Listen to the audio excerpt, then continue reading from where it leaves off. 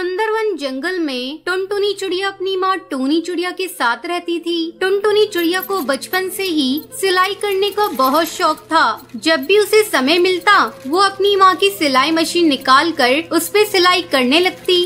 माँ ये देखो ना, मैंने कितनी अच्छी फ्रॉक सिली है।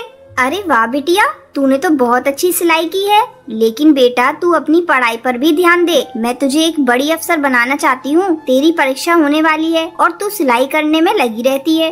माँ मुझे सिलाई करना अच्छा लगता है। मैं पढ़ाई के साथ साथ सिलाई करना भी सीखूंगी। मैं कुछ नहीं जानती। आप मेरा दाखिला किसी सिलाई सेंटर में करवा दो। ठीक है टुनटुनी, जब तेरा इतना ही मन है तो मैं तेरा दाखिला किसी सिलाई सेंटर में करा देती हूँ। अगले दिन टूनी चिड़िया टुनटुनी का दाखिला एक सिलाई सेंटर में करवा देती है। अब टुनटुनी पढ़ाई के साथ साथ सिलाई भी मन लगाकर सीखने लगती है। कुछ ही दिनों में टुनटुनी की स्कूल की पढ़ाई हो जाती है। एक दिन टूनी की सहेली बबली कबूतरी उसके घर आती है। अरे टूनी, ओ टूनी कहाँ है, जल्दी आ। तब टुनटुनी चिड़िया कहती है, आंटी वो माँ घर पर नहीं है, पड़ोस में गई हैं। आप बैठिए, मैं उन्हें अभी बुला कर लाती हूँ। तुम टुनटुनी हो ना? कितनी बड़ी हो गई है। जब मैंने तुझे देखा था उस समय तू बहुत छोटी थी। पहचाना मुझे? मैं तेरी बबली आंटी हूँ। टुनटुनी तू जाकर अपनी माँ को बुला ला। टुनटुनी चिड़िया पड़ोस में अपनी माँ को बुलाने के लिए चली जाती है। थोड़ी देर बाद टुनटुनी चिड़िया अपनी माँ को लेकर घर आती है। अरे बबली कबूतरी तू कब आई? टुनटुनी तू जाकर चाय बना ला। फिर टूनी चिड़िया बबली कबूतरी से बातें करने लगती है। बबली कबूतरी टूनी से कहती है, टूनी तेरी बेटी बहुत प्यारी है। मैं इसे अपने घर की बहू बनाना चाहती हूँ। मेरा बेटा बंटी एक वकील है और उसके लिए मुझे तेरी बेटी जैसी ही एक संस्कारी बहू चाहिए थी। तेरी बेटी मुझे बहुत पसंद है। तुझे इस रिश्ते से कोई एतराज तो नहीं है ना? नहीं नहीं बबली कबूतरी, ये तुम कैसी बातें कर रही हो? मुझे इस रिश्ते से कोई एतराज नहीं है। मैं लाख कोशिश करके भी इतना अच्छा रिश्ता ढूंढ नहीं पाती। जल्दी टुनटुनी चिड़िया और बंटी कबूतर की शादी हो जाती है। शादी के कुछ ही दिन में टुनटुनी चिड़िया एक बच्चे की माँ बन जाती है। ससुराल में सभी लोग उससे खुश थे। एक दिन बंटी कबूतर टुनटुनी चिड़िया से कहता है, टुनटुनी आज ऑफिस में कुछ ज्यादा ही काम है। मैं रात को देर से घर लौटूंगा, तो मेरा इंतजार मत करना।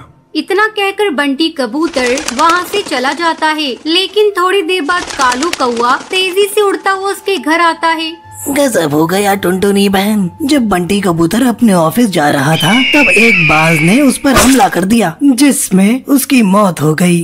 इतना सुनते ही टुनटुनी चिड़िया रोने लगती है।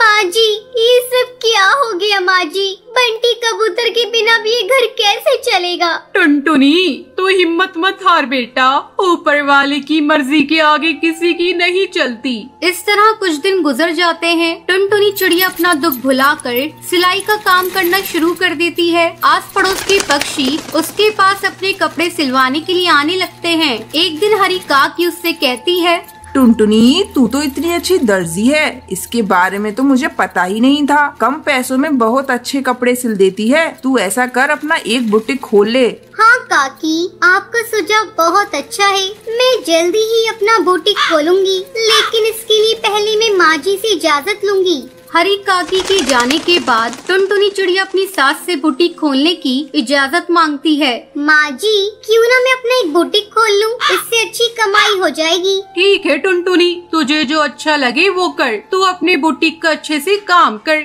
मैं तेरे बच्चे को संभाल लूंगी। जल्द ही टुनटुनी चिड़िया अपना बुटीक खोल लेती है। अब उसकी कमाई पहले से दुगनी हो गई थी। इस तरह टुनटुनी चिड़िया खुशी खुशी अपनी जिंदगी बिताने लगती है। टुनटुनी नाम की धोबन अपने पति बंटी के साथ धोबी घाट पर काम किया करती थी। टुनटुनी और बंटी की जिंदगी में खुशियों की कोई कमी नहीं थी। उनके पास जितना अनाज होता था वो उसमें गुजारा कर लेते थे। एक दिन बंटी अपनी पत्नी टुनटुनी को कहता है, टुनटुनी जब से तुम मेरी जिंदगी में आई हो मुझे ऐसा लगता है मेरे सारे दुख और दर्द कहीं चले गए हैं। हाँ जी, ये तो आपका बड़प्पन है। मैं तो आपसे शादी करके बहुत सुखी हूँ। बस मेरी जिंदगी में एक ही कमी लगती है, काश वो भी हो जाए। इतना ही कहकर टुनटुनी चुप हो जाती है। टुनटुनी मुझे पता है तुम किस बारे में बात कर रही हो, लेकिन नसीब के आगे किसका चला है। भगवान जो चाहता है वही होता है।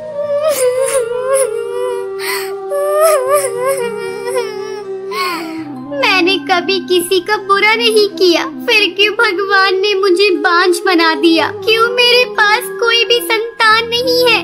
मैं हमेशा से ही दूसरे के बच्चों को खिलाकर अपना दिल बहला लेती हूँ, लेकिन मेरा भी मन करता है मेरी खुद की संतान हो जो मुझे माँ कहकर बुलाए। टुनटुनी, तुम परेशान क्यों होती हो? कोई नहीं, भगवान ने चाहा तो हमारे पास भी संतान होगी। चलो अब अपना काम करते हैं। कुछ कपड़े धुलने के लिए पड़े हैं, उन कपड़ों को धो लेते हैं। हाँ जी, आप सही कह रहे हैं। चलिए, काम तो करना ही है। टुनटुनी जाकर कपड़ों का गट्ठा खोलती है और उसे देखकर रोने लगती है।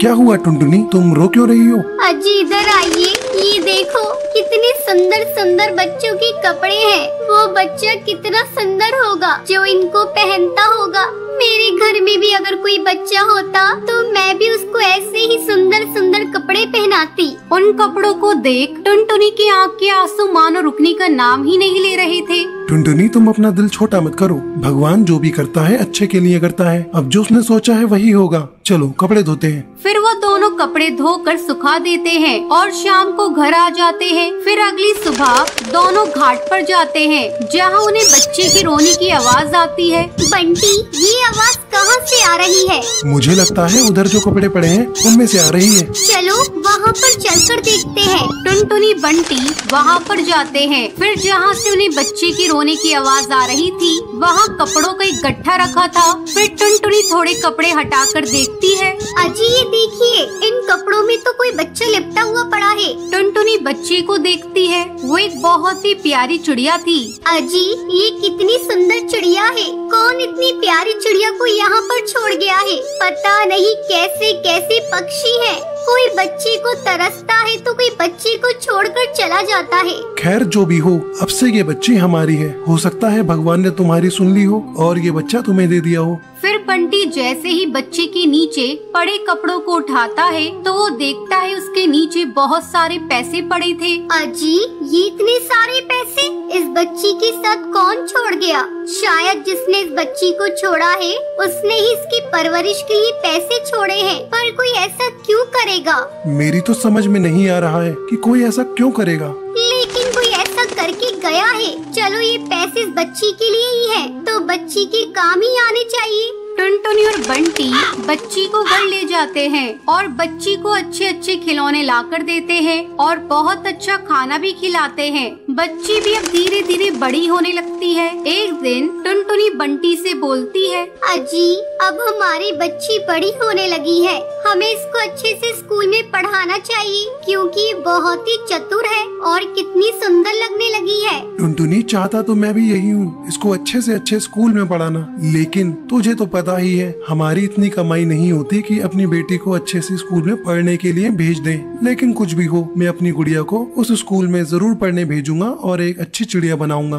बंटी ये सोचकर अपने धोबी घाट की तरफ चलता है तो वो देखता है उसके धोने वाले कपड़ों के बीच में कुछ पैसों की गड्डी पड़ी थी। फिर वो सोचता है, आखिर ये सब कौन कर रहा है? इसका मतलब कोई तो जानता है कि उसकी बच्ची हमारे पास है और वो उसके बदले हमें पैसे देकर चला जाता है। फिर बंटी पैसे उठा लेता है और बच्ची को अच्छे से स्कूल में पढ़ने भेज देता है। एक दिन बंटी टुनटुनी से कहता है, टुनटुनी, पता नहीं जब भी हम पैसों की बातें करते हैं या उसकी जरूरत होती है तो कोई हमारे कपड़ों में पैसे छोड़कर चला जाता है। लेकिन ये सब कर कौन रहा है? हमको उसका पता लगाना पड़ेगा। अजी आप सही बोल रहे हैं। इसके लिए हमें कुछ न कुछ तो करना ही पड़ेगा। मैं एक प्लान बताती हूँ। फिर टुनटुनी बंटी को कुछ समझाती है। अगले दिन बंटी कबूतर धोबी घाट पर रोने लगता है। आसपास के पंछी उससे पूछते हैं, अरे क्या हुआ बंटी, रो क्यों रहे हो? क्या बताऊं भाई, मेरी बेटी ने आज कुछ खिलौनों की मांग करी है और मेरे पास बिल्कुल भी पैसे नहीं है। मैं नहीं चाहता कि मेरी बेटी का दिल दुखे, इसलिए मैं उसे खिलौने दिलाना चाहता हूँ, लेकिन मेरे पास पैसे नहीं है। अरे कोई बात नहीं बंटी, तू तेरे पास थोड़ा बहुत पैसा है, उसी से अपनी बेटी को खिलौने दिला दे। वो छोटी है, ऐसे ही खुश हो जाएगी। इतना कहकर सब पंछी वहाँ से चले जाते हैं। फिर रात होने पर टुनटुनी और बंटी देखते हैं एक पक्षी उनके कपड़ों के पास कुछ रखकर जा रहा है। टुनटुनी और बंटी उसे पकड़ लेते हैं। अरे भाई भाई, अरे तुम कौन हो और क्यों हमें हमेशा ऐसे ही पैसे देकर चले जाते हो? अगर तुमको बच्चा पालना ही था तो तुम खुद क्यों नहीं पाल लेते? ये सुनकर कालू कौवा रोने लगता है और रोते रोते बोलता है, मैं और मेरी पत्नी बहुत अच्छे से रहते थे।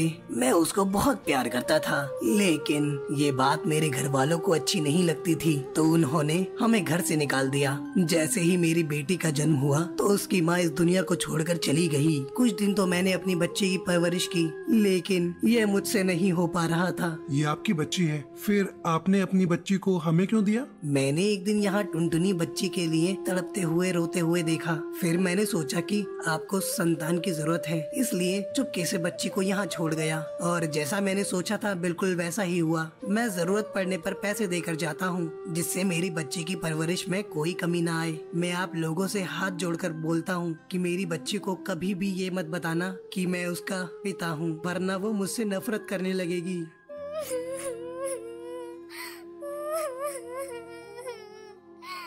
ठीक है भाई साहब, पर मैं आपसे ये कहना चाहती हूँ, आपने एक बांझ की सोनी गोद को भर दिया है, तो इस पर जितना हक हमारा है उतना आपका भी है, और आप कभी भी इससे मिलने आ सकते हैं। फिर कालू कौवा और बंटी इस बात से सहमत हो जाते हैं और अगले दिन बच्ची के पिता को अपने घर पर दावत के लिए बुलाते हैं। और फिर ऐसे ही टुनटुनी, बंटी और उनकी बच्ची और साथ ही साथ बच्ची का पिता सब मिलकर खुशी खुशी रहने लगते हैं।